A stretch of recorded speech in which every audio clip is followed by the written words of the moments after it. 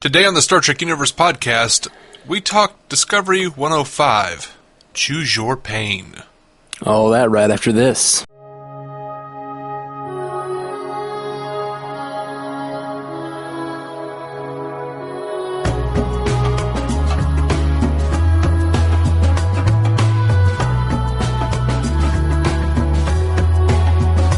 Welcome to the Star Trek Universe podcast. My name is Matthew Carroll. I'm David C. Robertson. So, episode 5, eh? Continuing the rewatch? Absolutely. I'm digging. You want the summary? Yeah, man. Give me that summary. Give me that sweet, sweet summary. Like sweet, sweet Stella. Oh, mud. Alright, so the summary from CBS All Access. While on a mission, Lorca unexpectedly finds himself in the company of prisoner of war Starfleet Lieutenant Ash Tyler and notorious intergalactic criminal Harry Mudd. Burnham voices her concerns about the repercussions of the spore drive jumps on Ripper. That's it. That's all she wrote. That's all that Memory Alpha wrote. So, what did you think of this episode? Episode 5. I loved Harry Mudd, despite how little he acts like The so original far. Mudd. Yeah. But I'm digging him. Yeah, I like Harry Mudd a lot. I think he's the shining point of this episode. Absolutely. Otherwise, I find this episode to be the worst of what we've gotten so far. In these first 5. I just think the first... Well, no, I take that back. I think this is better than the pilot. I just completely forget about the pilot. I've really thought the episode 3 and 4 were like super strong. Yeah. And this one feels a little less strong. Like when I was looking for quotes, one of the things we're doing for this is looking for quotes, good quotes. I was like, there's a few okay quotes, but like I didn't feel like the concepts in this one were nearly as strong, or that the character movements were nearly as strong. It felt like a putting pieces in place episode, which it was. I think it was them trying to do an interesting like battle episode to set up later things in the season. Right. The whole idea of Lorca being captured and the choose your pain, and just it felt like your captain being captured and being in a Klingon prison feels like it should have been more than one episode. Like if they were really going for this, it kind of felt kind of quickly wrapped up, if that makes sense. Well, to me, and I don't know if this is an endorsement for the episode or not, but it felt like it was longer than one episode. That does not sound like a ringing endorsement. It's sincerely not meant as a jab. Right. I do think it's worse than 3 and 4. Yeah, me too. And I still don't think it's that bad. I just think it's worse than 3 and 4. But I also understand they have, a very finite number of episodes, and I would rather it go by a little quickly than for me to be spend 3 episodes of this very short season going, oh God, Lorca's still in prison. Sure. No, I agree with that. It's kind of early to have you lose your captain for multiple episodes. This episode was doing a lot, and I don't know that they got the chance to do any of it fully. Like, maybe if they hadn't had the tardigrade stuff combined with this episode or something, like them learning about the tardigrade having having negative effects to the travel felt a little like your captain is captured. I almost I understood that Saru was wrong to be like, screw the tardigrade, we got to find Captain Lorca, but that's kind of how I felt watching the episode, but not as you should torture a beast, but right. You should maybe write in a way that focuses on. But I don't know. As I say that, I'm thinking how it's kind of interesting to have real stakes tied into the fact that I can see Saru's point where you're like, screw the tardigrade, Yeah. we got to find Captain Lorca. So all that is cool and interesting. I loved all that. I thought that was like Saru's Kobayashi Maru. The Kobayashi Saru. Please. Good one. Very good one. But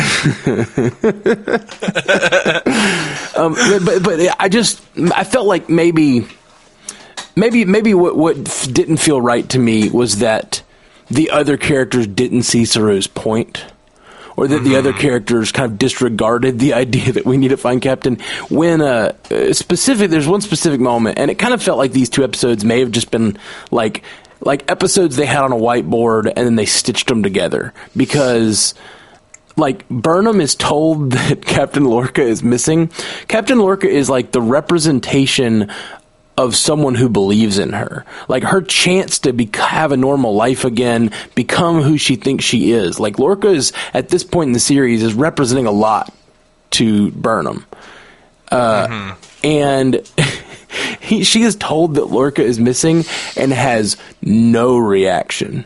See, none whatsoever.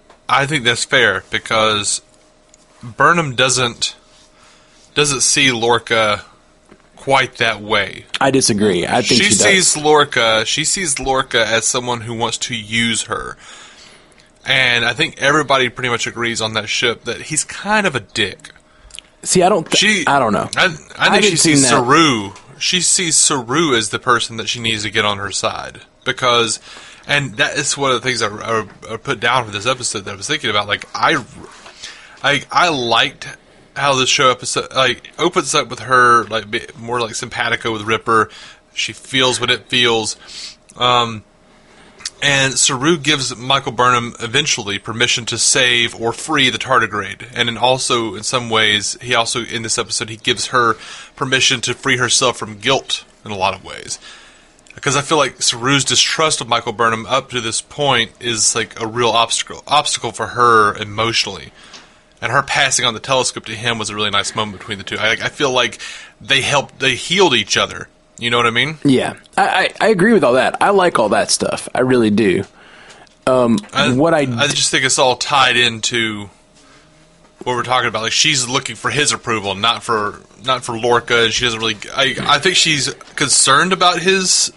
Somewhat concerned, but she's like they're going to be stuck somewhere, and sure enough she was right. The freaking tardigrade like dried up on her. Right. Well, I just think that Lorca in this in episodes 3 and 4 has been set up as this sort of like when he invites her on the ship and says he trusts her and tells her she did the right thing at the attack of the binary stars. Like that was a big moment for me. That was one of the biggest character moments for Burnham so far. And to me, like Lorca, who is like giving her this chance at life again, at being a Starfleet officer again, even if he's kind of a dick, even if Landry told her that he's a user. She didn't necessarily buy into that concept. Landry told her that, and then Landry just did a really dumb thing and died. Like I wouldn't trust Landry for anything. I think she felt that way before Landry. See, I don't. I think that like she was pretty bought in. In episode 3, when he offers her the chance to be on the ship, like she doesn't trust herself at all, but she is looking for someone who trusts her enough to give her that opportunity. And when he does, her staying on the ship is huge. And yes, she wants to win over Saru, but like she's kind of disregarding Saru by staying there. Saru wants her to leave. Saru doesn't think she can be trusted. But anyway, even no matter how she feels about Lorca, like she is told the captain's been captured by Klingons, and I'm not even looking for a big emotional reaction. I know she was raised by Vulcans, but like she doesn't look surprised. Like there's no raised eyebrow. She goes, okay, well, I'm going to go deal with the tardigrade. Like she doesn't. She says nothing about Lorca being kidnapped by Klingons. Like the captain has been captured by Klingons. To me, that's a red alert situation. Like the whole ship should be worried. Like this should be a buzz, and like she doesn't even respond. It was awkward to me. That's all I'm saying. Oh, it wasn't awkward to me at all. Like Lorca put her in charge of that tardigrade. She's worried about the tardigrade That's like, I don't think she trusts Lorca, but we're not going to come to terms on that. You and I, Sure. Guys. What do you guys think? Let us know. Was Lorca? Was she worried about Lorca? Should she have been worried about Lorca? I'm not saying she even necessarily should have been worried about Lorca. Did she trust Lorca at this point? I'm not even saying she trusts Lorca. I'm saying Lorca is representative of something in her life right now. It is. An asshole who wants to use her. No, I don't think she thinks that yet. I think she will think that. I don't know if she thinks that yet. But regardless, is that what she thinks? It doesn't matter. Let us know. That's not even the issue. That's not even the issue. It doesn't matter what she thinks about Lorca. The captain's been captured by Klingons should elicit some sort of reaction from every character. Even a very logical Vulcan would be like, "What? Like, tell me more. Give me more information. How did this happen?" Like, she just doesn't even pursue it. Anyway, that was an awkward moment to me. But that is indicative of what I think of this episode, which I think that it feels like the tardigrade stuff is just kind of like a separate crew doing a separate thing. Which I understand A and B plot lines, but the captain being captured by Klingons seems like the kind of plot line that would get everyone's attention. It doesn't seem to. Yeah, I'm a little more surprised. I'm actually surprised Tilly didn't respond more. Right. Well, we don't see the moment when Tilly finds out. That's the thing. I don't even know. Does Tilly even know he's gone? Like that's my point. Like the whole episode feels like. Yeah, she has to know. Oh, sure. Well, I would say that, but I would say that about Burnham, too. They've been looking for him for a while. Like, this has been going on half the episode, and then Burnham is told about it, and she does not react. It's real strange. That's all I'm saying. And I feel like in any other Star Trek series, it would be like, them going over the comms and saying, "We're going into dangerous territory looking for our captain." I don't know. And I understand that's a little melodramatic, and like I'm not necessarily looking for that. I just think I just thought it was a little, him being captured by Klingons felt a little nonchalant. Is all I'm saying. I'm not saying it's all bad. I'm just saying that little bit felt a little nonchalant to me. Okay. They said fuck. They did. Twice. Yeah. It's the franchise's first. Yeah. As far as television or a movie, yeah. It did. I guess Spock didn't say fuck on that bus. What did he say? Not that. in Star Trek 4, what does Spock say? Spock says a few curses, but he doesn't say fuck. He says he's noticed Kirk using, since their arrival, he's noticed Kirk using several, shall we say, colorful metaphors. double dumbass on you. And my favorite is later on the bridge. He says one, and it goes almost unnoticed, except for like by an eye roll from Kirk, and that's my favorite moment. I forget what he says exactly. I remember what he says. Please tell me. He is. Kirk asks him for an estimation of time, and he says, 1 damn minute, Admiral. That's real good. Okay. I got a few things I want to talk about in spoilers, because a few things that I don't know that I'm just curious about when it comes to this whole thing. So let's go down some more of the characters. We've talked a little bit about Burnham. I think that this continues the Burnham's connection with the tardigrade concept, which I've been enjoying. One thing I really didn't like about the tardigrade, though, that I thought was real dumb, was when they put the tardigrade out into space and let it come back to life or whatever. When it shrivels up like a prune, a ton of water comes out of it, which is it dehydrating itself. Then it is put out into the vacuum of space where there is no water, and then it plumps back up. And I was just like, I feel like they should have like put it into water or given it some water or had some water around it. Like it's rehydrating with from the vacuum of space, which I felt was a little strange. I mean, maybe. I mean, I can headcanon it. It's fine. Like it used the mycelium network to like draw water to itself, and that's what that's what that lightning was. But like, it just seemed a little strange for like it to just lose so much water and then to rehydrate with no water. Yeah, I mean, it connects with, the mycelial network and subspace, and, there are a bunch of mushrooms in there, so I'm sure they have some water. It's fine. Sure. I mean, this is all bullshit science anyway, man. Yeah, man. The whole mycelium network is such a strange direction to go with Star Trek, and I enjoy it. It's interesting, but it's very strange to use use mushrooms as like the new form of, I don't know, subspace or whatever. Yeah, well, there's a whole story behind that. Oh, possibly. Yeah.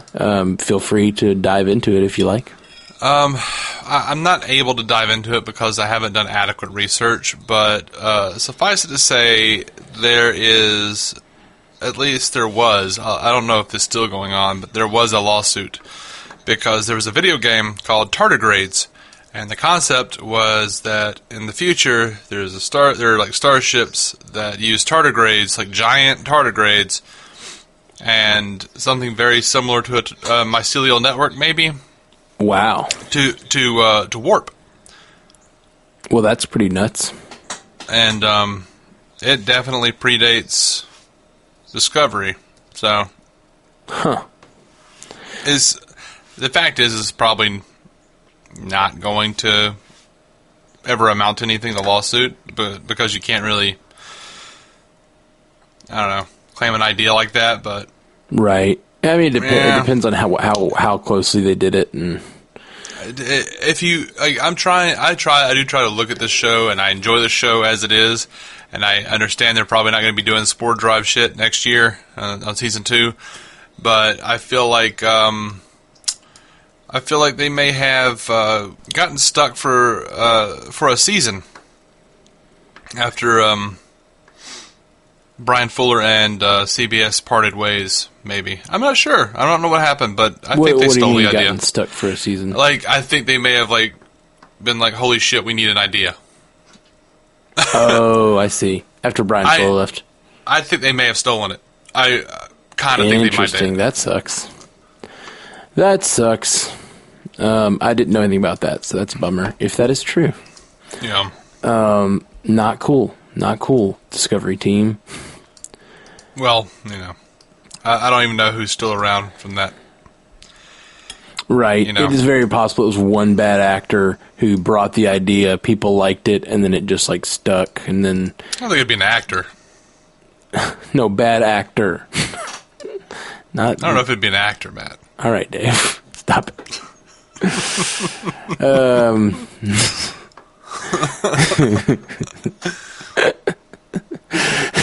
No, Kobayashi Saru.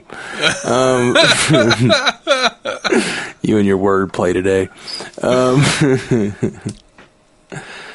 Okay, so yeah, I thought Saru is learning to trust Burnham again. We'll see if that, I don't know. Pans out? Yeah, that pans out for him. Also, Saru is... I enjoyed the Saru analyzing his own performance deal. Yes. That was fun. That was very cool. So much packed into this episode. There's just Saru first time. I feel like in any other Star Trek incarnation, the tardigrade stuff would have been an episode. Saru having his first captain experience would be an episode, and the captain being captured by Klingons would at least be a 2-parter. I don't know, man. I liked it all in this episode. I liked it too. I'm not saying I don't like it. I'm just saying I don't know if they took the time to fully explore everything. I'm not saying they have to. I think they will continue to explore Saru's self-analyzing way, and they'll continue to give him chances to be in command, and these stories will continue. And that's the difference between this Star Trek and many other Star Treks is it is very serialized, and we're going to get a lot more about what all that meant. And we'll get into spoilers in a minute. I won't say any more about that. I thought Stamets and the Doctor were real cute. Uh-huh. I still don't remember the Doctor's name. Culver. I feel like I listened for it this episode. They never said it. I was like, come on, you got to give me the guy's name. He's only been on screen a few times. I don't remember if they did or not, but I was just listening for it. They may have, and I missed it, but I was listening for it. I never heard it. Even in the, they just kept, even, his boyfriend or his spouse or whatever kept calling him doctor, which I know was like when they're in professional setting, but still, right. It's like someone call him by his name. You call Stamets all the time. I'm very clear on Stamets and Burnham's names. Someone call this guy by name. Well, we haven't really we've touched on what happened on the ship. We haven't really touched on the Klingon situation. Oh, I enjoyed it, man. I liked the choose your pain bit. I liked Harry Mudd listening in on them and basically feeding everything they're saying to the Klingons. Yeah, I thought the choose your pain was one of the most clever ideas in the episode. And I don't know if they got that from somewhere or from history or whatever, but like that's a really clever concept, making your prisoners choose someone to be beaten every day. Just make it to faux dissent, to foment dissent inside the camp was really smart and kind of a cool thing. I loved. There were too many quotes that I actually liked in this episode. I was very tempted to use the one where L'Rell has Lorca and she's torturing him and she's talking about his eyes and he goes, "We all got something." I don't know. I just like that dude so much. Yeah, I like him too. So yeah, my probably talk about quotes. My favorite quotes this episode. I really liked when they walked into the prison cell and Ash Tyler says, "Choose me," and Mudd says, "I fully support that idea." Yeah, that was fun. Mudd's such an asshole. He's just so not Federation, and I enjoy that he exists and that he's not. I mean, he's definitely an antagonist this episode, but I still liked him, and kind of see where he's coming from with his like sympathy for the Klingons' plight and his hatred of the Federation. It was fun. Yeah, I loved all of that. Like that was a great backstory for Mudd, and really informs what we know of him from the original series. Like that's one of the quotes that I put down is like just his little speech where he says, "I used to have a life captain, a good one, a respectable business. That all got blown up because of your damn war." And Lorca says, "Starfleet didn't start this war." And he says, "Of course you did. The moment you decided to boldly go where no one had gone before. Yeah. What did you think would happen when you bumped into someone who didn't want you in their front yard?" And Tyler says, "You're siding with the enemy? I'm not siding with anyone. But I sure as hell understand why the Klingons pushed back. Starfleet arrogance. Have you ever bothered to look out at your spaceships down at the little guys below? If you had, you'd realize there's a lot more of us down there than there are of you up here, and we're sick and tired of getting caught in your crossfire." That was fantastic to me. Like, I just loved that. Yeah, it was great. I loved it all. It really did, giving the antagonists a reason to be antagonists that can like be understood. I really like. I want to get into spoilers because I've got so many things I want to talk about. Let's get through these quotes. Any more quotes? I really liked. I liked when Burnham goes into engineering and says, "Stamets, you're a genius. He has all these things," and he says, "I know I'm brilliant. What are you trying to get out of me?" That was great. Yeah, like that one a lot. You got any other quotes? Yeah.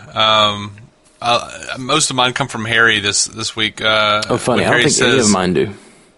Yeah, that's funny. I like when Harry goes, "Well, they say confession is good for the soul. Too bad none of us have one anymore." That's funny. Actually, that was one of my quotes. That was my last one. Yeah, that's great. They say confession is good for the soul. Too bad none of us have one anymore. I like it. It's a little weird in that Lorca just showed up there. Like, I guess he's just assuming Lorca has no soul because he's a Federation officer. A Federation captain. No. That quote came directly after Mudd tells Ash Tyler that Lorca escaped his ship and didn't go down with it, while the Klingons boarded it and destroyed it. Oh, Lorca that's right. then corrects him and says, that's right. only half right. I did escape, but I blew my crew up. Yeah. So you got some trivia for us, Dave? Yeah, this is all from Memory Alpha. There's a bunch more over there, but this was these were the interesting bits as I felt. They were. So this is the first episode to feature Harry Mudd that doesn't actually include the word Mudd in the episode's title. The other were Mudd's Women, I Mudd, and on the animated series, Mudd's Passion. In the teaser, Lorca mentions the Discovery having undertaken missions at Corvan 2, which we already knew about. It was from last week. But right. He also mentioned the Ophiuchus system. Ophiuchus 3 was referenced in Mudd's Women. Huh. That was the first one to have Harry Mudd. Okay, interesting. Interesting that they tie that together. I wonder if that has any relation to why he's in prison. I wonder what is the mention in Mudd's Women. I think it was just an Easter egg. I don't think it was a big deal. Right. I do. This is fun because, and I noticed this and was going to mention it, and then they also had this in the trivia for the episode. Was if you remember in Star Trek II: The Wrath of Khan, Admiral Kirk tells Saavik, the Klingons don't take prisoners, and this is just one of many episodes that contradicted that. Right. Which I still like, because I feel like Star Trek II: The Wrath of Khan, I feel like Admiral Kirk saying the Klingons don't take prisoners is an early indication of his prejudice against the Klingons. Like, he's just using, like, general untrue things. I don't know if that's that early. I think that he just has... He's had a strong prejudice against the Klingons for a long time. Mm-hmm. But yeah, that is not true. Yeah. Did you notice the captains that Saru brought up? I noticed Archer. You noticed Archer? Yeah, who else was on there? Robert T. April. Yeah, I did notice his name too, but I don't remember who that is. Robert April was the first captain of the 1701 Enterprise. Neat. The first one. And we've never seen a real reference. I don't think we've seen a reference to him in live action other than this. He showed up on the animated series, but he that was the original name for the captain way back when Gene Roddenberry was first cooking this up. That's neat. And then they eventually kind of wrote him into canon here and there. Right, as the first captain of the Enterprise. That's neat. We also have Matthew Decker, or as he's known on the original series, Commodore Decker, father of Will Decker from the motion picture. Okay. Yeah, I did notice Decker, and I was thinking, from the motion picture? But that doesn't make sense. Okay, it's his father. That makes sense. Matthew Decker was, oh God, I can't remember the name of the episode now. I knew I was not going to. So cool that they do all this little stuff to connect the world together. I love it. I love it so much. Such attention to little bitty details, and occasionally not attention to those details, but, you know, I still like that they put all these little Easter eggs in there for us. Yeah. Let's see. They also had Christopher Pike and Philippa Giorgio on there. So I like that. Let's see. The episode reveals that Hugh Colbert, that's the doctor, is not the Discovery's chief medical officer. And I noticed that in his dialogue, because he says, I have to assist the ship's CMO with an Andorian tonsillectomy. Oh, yeah. CMO is chief medical officer. So I did catch that line. I didn't know what CMO was. I should have probably figured that out. Yeah. Neat. This is the first episode with an ongoing, regular homosexual relationship. Yeah. And by the way, on one of the operations consoles, it referred to Stamets as the chief engineer, and Ted Sullivan, one of the writers and producers, said that was a production mistake, saying that he's the chief engineer of Spore Drive, but not of engineering. Ah. Yeah, that's one really interesting about this ship is that everything seems a lot more decentralized. I mean, they said in the first episode that 300 up to 300 projects can be going on at once, and it just makes the whole thing.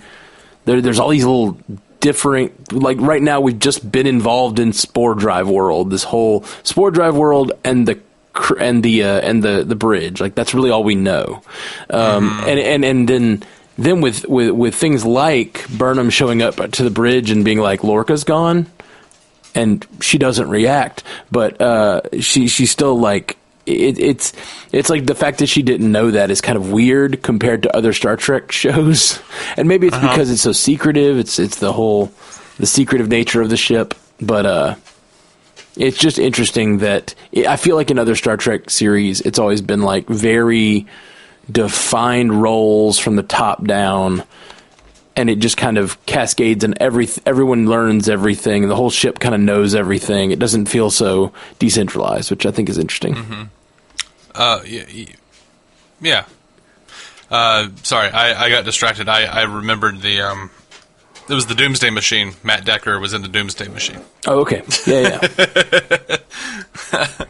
And that he was one of those guys that like he was actually like the primary person, William Wyndham, the guy that played him, who thought that it was a children's show and just overplayed it like hell. But it still works because he's gone mad. Like he was the commander of the USS Constellation, and his whole crew is dead. Like it's just it's rough. Like he's lost his mind. So the madness the child acting comes across as just madness.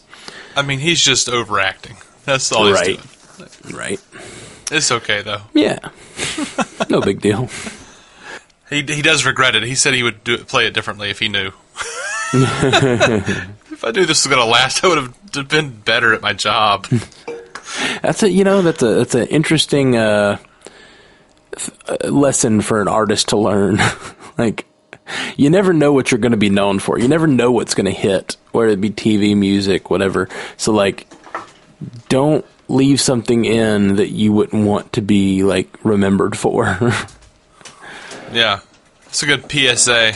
Yeah. Don't be like William Wyndham. Or don't be, we care so much about canon, the two of us, that I'm like, don't do that with canon. Like, don't be remembered as the guy who just like screwed up canon. Don't be remembered as the guy who put 8 years later on Spider-Man: Homecoming. Oh, yeah, what the hell was that about? You just hear they came out with the official. To jump over to Marvel real quick, the official Marvel timeline this week.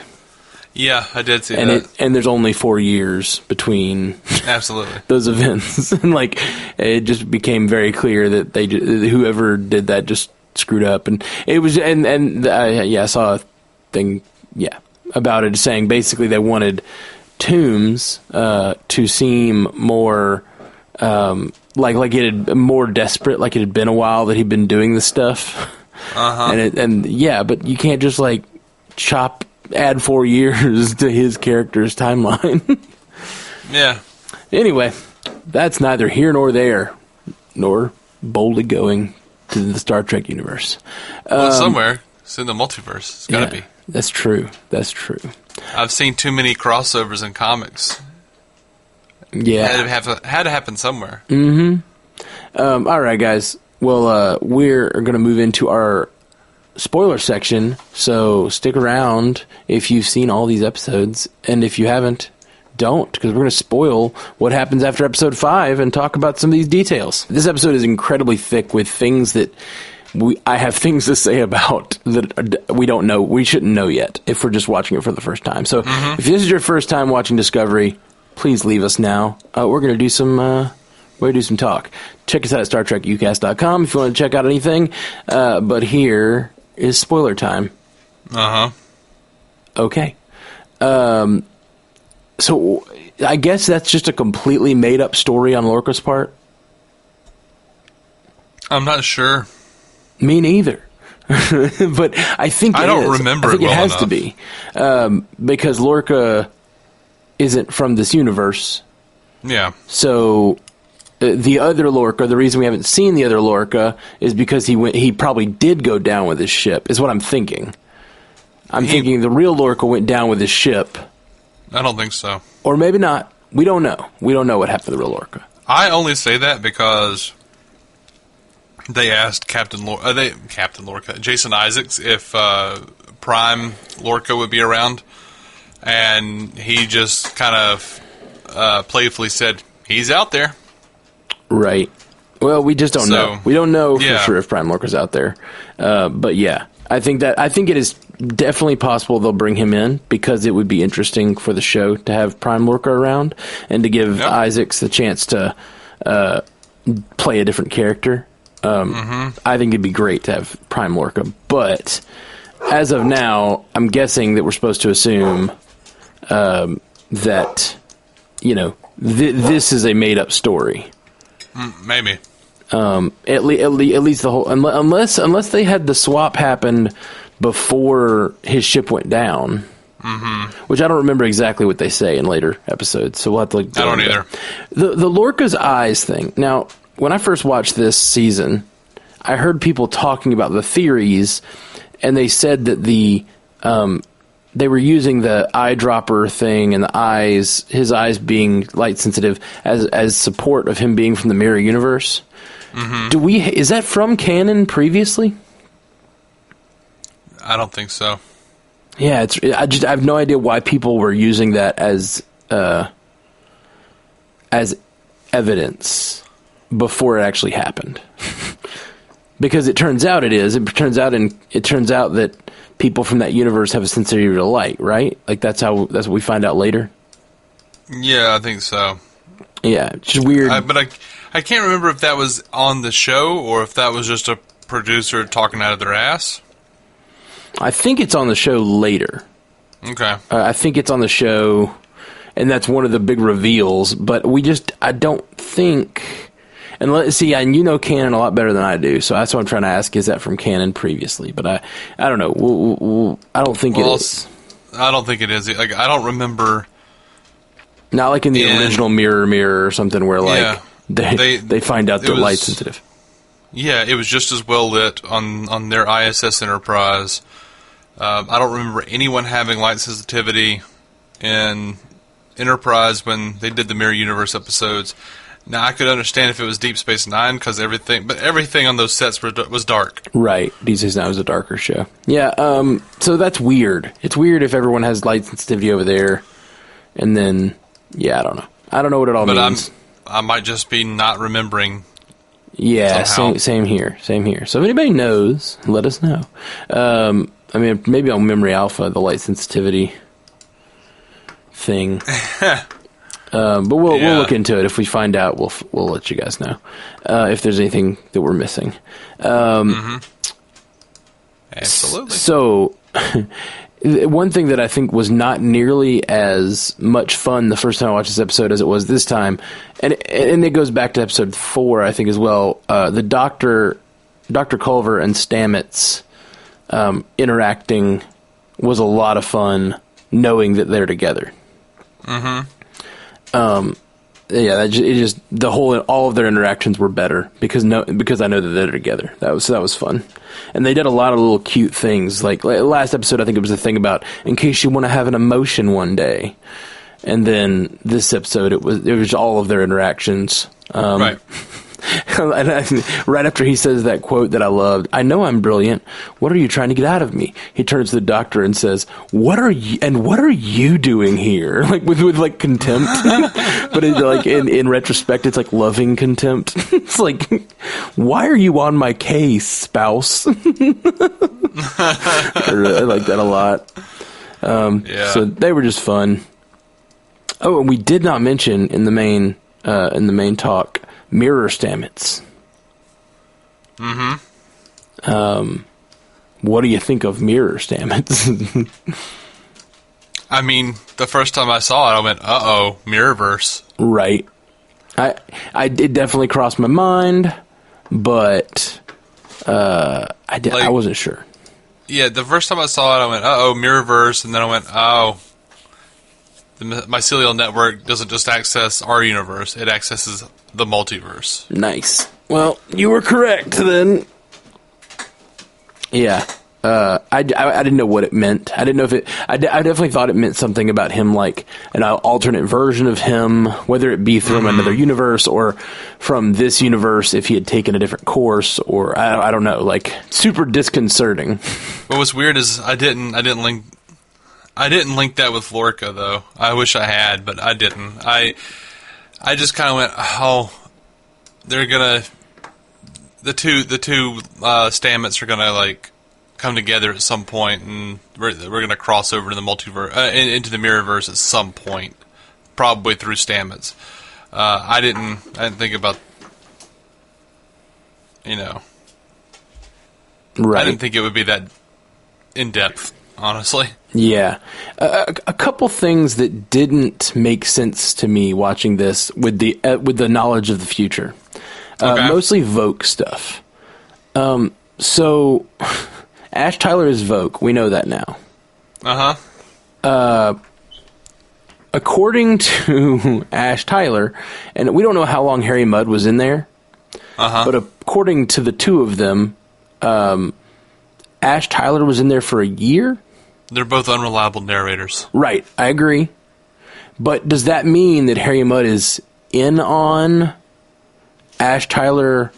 It is very possible. This is all very possible. I'm not saying it's a flaw, but are we supposed to believe that, based on everything we know, that all of this is a setup, including Mudd? Like Mudd, we know he's already working with the Klingons, recording their conversations, but is he working with them deeper than that? Is his whole imprisonment part of their plan? Is he like helping convince Lorca? Who, Mudd or Mudd, Ash Tyler? like Mudd. If obviously Ash Tyler is, and then that's a question too. How much does Ash Tyler know? Because we know from later. Oh, Ash Tyler doesn't know anything. Right, he doesn't know it yet. Ash Tyler is completely brainwashed. So that explains my other issue, which is when L'Rell and Ash Tyler are on the ship by themselves, or well, they're in a corridor by themselves, and she runs at him and says, "Did you really think you could leave me after everything we've been through?" And I was like, "Wait, I don't. Which him is she talking to?" But I guess she's just talking to the version of Ash Tyler that she has written onto him. Yeah, because that's the big red flag, is when he's talking about his experiences and how he's been there for so long. And Lorca says no one could survive, a Klingon imprisonment for 7 months. Right. And he responds with whatever it was, like, oh, if that's true, well... I'm stronger than I realized. I'm stronger than I realized. Yeah, he's not. Yeah, he's not. So, but well, we don't know exactly how long it's been. It hasn't been that long since he disappeared with L'Rell, right? Cause we do know how long it's been. It's been 3 weeks since the last episode. Right. So are we? I guess we are supposed to believe that all the stuff that went on, near the beacon, where they were at the binary stars, we're supposed to believe that happened 3 weeks ago. Yeah, I think so. So him being dropped off on Burnham's old ship, which I can't remember the name of at the moment. The Shinjo. Shinjo, yeah. So him being dropped off on the Shinjo and then picked up by L'Rell and taken to the matriarchs to have this done, that all happened 3 weeks ago. Yeah, I'm going to look it up. I'm looking it up right now, but I think that was that's what it said. Right. Alpha. I think that is definitely what it... The question is, were they doing some timeline trickery? But we also know they since the Battle of the Binary Stars, I think they said they've been in that Klingon, battlefield for 8 months or something, just floating around. Yeah, this episode takes place in December 2256, 3 weeks after the events of the previous episode, The Butcher's Knife Cares Not for the Lamb's Cry, and 7 months since the colloquially named Battle of the Binaries. Yeah. Okay. So, yeah. So it only took 3 weeks to turn Voke into Ash Tyler, apparently. Mm-hmm. Interesting. It just seems like it might have been an issue bigger, but I guess if the matriarchs, whoever they are, have done this before, then, maybe it's not that big of a process. Cool. But all of that leads me to believe that Harry Mudd has definitely not been in that cell very long with Ash Tyler. It's possible that Harry Mudd was in a different cell and got moved in there.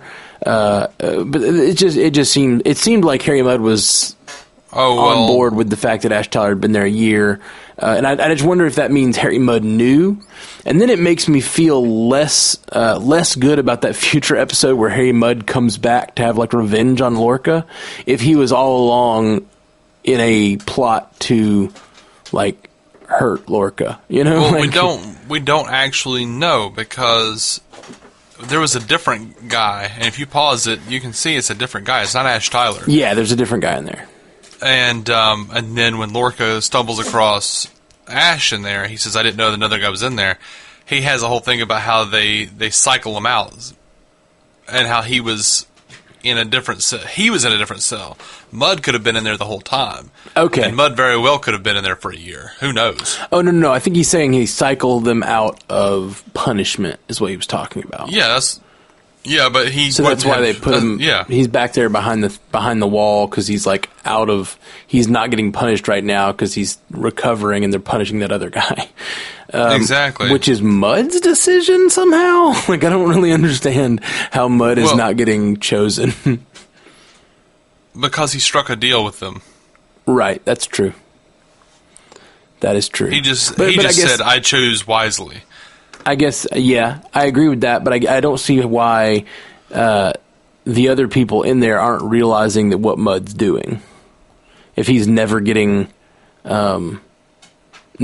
punished, it seems like it'd be obvious that they're letting him choose. It seems like obvious that he's in league with them.